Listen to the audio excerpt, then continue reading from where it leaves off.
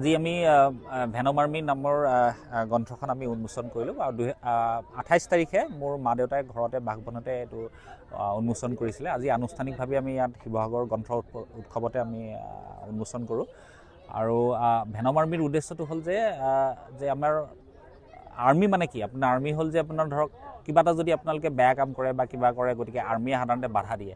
চ' ঠিক তেনেদৰে আপোনাৰ যিটো সৰ্পদংশনৰ ক্ষেত্ৰত আপোনাৰ আমাৰ সমাজত বহুতো আপোনাৰ যিখিনি কুসংস্কাৰ বা অন্ধবিশ্বাস আছে, যেনে বান্ধি দিয়ে, ধুই দিয়ে বা বেজবেজালি কৰে, চ' সেইখিনি বেয়া কাম। চ' সেই বেয়া কামৰ এগেইনষ্টে আমাৰ যিসকলে আপোনাৰ ধৰক যুঁজ দিব, এঘৰীত যুঁজ দিয়ে, সেই হ'ল আমাৰ ভেনম আৰ্মি। আপোনালোকে কিতাপখন পঢ়িলে গম পাব, ক'ৰবাত আপোনাৰ মানে আপোনাৰ ডাক্তৰে, ক'ৰবাত আপোনাৰ নাৰ্ছে, কেতিয়াবা ক'ৰবাত টেকনিচিয়ানে, ক'ৰবাত আপোনাৰ সমাজে, ক'ৰবাত NGOয়ে, ক'ৰবাত আপোনাৰ গাঁও এখনে আপোনাৰ ৰোগীক বচাবৰ কাৰণে এঘৰীত যুঁজ দিছে। এই এঘৰীত যুঁজৰ কাহিনী হ'ল আমাৰ ভেনম আৰ্মি।